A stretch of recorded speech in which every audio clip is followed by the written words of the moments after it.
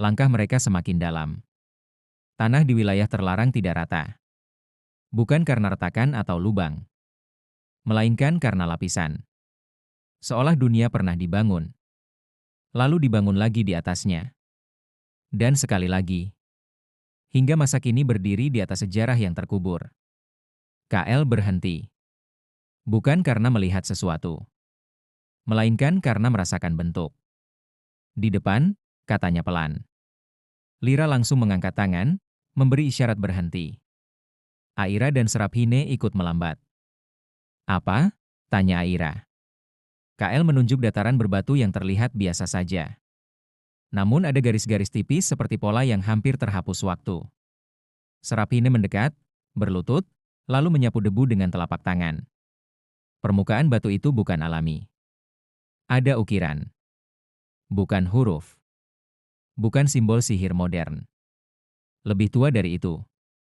Ini bukan reruntuhan biasa, gumamnya. Lira mengamati sekeliling. Tidak ada tanda pertempuran. Tidak ada puing. Karena ini bukan bangunan yang hancur, jawab Seraphine. Ini bangunan yang dikubur. Aira menelan ludah. Itu lebih menyeramkan. Gerbang tanpa pintu. Mereka berjalan beberapa langkah lagi. Tanah mulai menurun perlahan, membentuk cekungan alami. Di tengah cekungan itu, berdiri dua pilar batu raksasa. Tidak ada atap. Tidak ada dinding. Hanya dua pilar. Menghadap satu sama lain. Seperti gerbang, tanpa pintu. Permukaannya dipenuhi ukiran spiral dan garis melingkar. Beberapa bagian retak.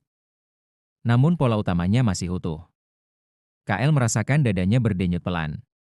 Ini bukan sekadar gerbang, katanya. Seraphine berdiri di antara pilar, memandang ke atas. Ini titik resonansi kuno, ujarnya.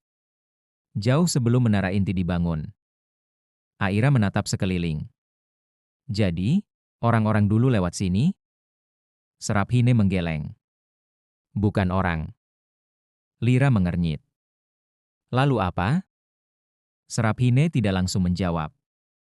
Sesuatu yang tidak lagi ada di permukaan dunia. Sentuhan pertama. KL melangkah maju tanpa sadar. Lira langsung bergerak. Jangan sembarangan. Namun sudah terlambat. Ujung jari KL menyentuh ukiran di pilar. Cahaya biru tipis merambat dari tangannya. Menyusuri pola spiral itu. Tidak meledak. Tidak menyilaukan. Hanya menyala. Pilar itu bergetar pelan, seperti bangun dari tidur panjang. Aira mundur satu langkah. KL, itu normal, kan? KL tidak menjawab. Matanya terbuka lebar. Namun fokusnya tidak di dunia sekarang. Kenangan batu. Ia tidak melihat pilar. Ia melihat bayangan masa lalu. Langit yang berbeda. Lebih cerah, lebih liar. Makhluk-makhluk tinggi berjalan di antara pilar. Tubuh mereka berpendar seperti cahaya yang dibungkus bentuk manusia. Tidak ada suara. Hanya resonansi. Salah satu makhluk itu berhenti. Menoleh langsung ke arah KL. Padahal KL hanya melihat kenangan. Bukan darah lama, bisik makhluk itu. Namun membawa nada yang sama. KL ingin berbicara. Namun tubuhnya terasa jauh. Jika pintu ini terbuka lagi, lanjut makhluk itu. Pastikan dunia siap mendengar. Cahaya itu memudar. Kembali ke sekarang. KL terhuyung sedikit. Lira langsung menangkap lengannya. Apa yang kau lihat? Aira mendekat dari sisi lain. Jangan bilang kau baru saja membuka sesuatu.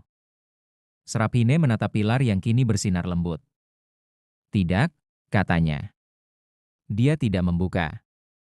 Ia menatap KL dengan serius. Dia dikenali. Keheningan jatuh. KL menatap tangannya sendiri. Cincin simbol itu berdenyut pelan, selaras dengan pilar. Ada yang dulu lewat sini, katanya. Dan mereka menunggu dunia siap. Aira menghela napas. Semua hal di tempat ini suka menunggu, ya.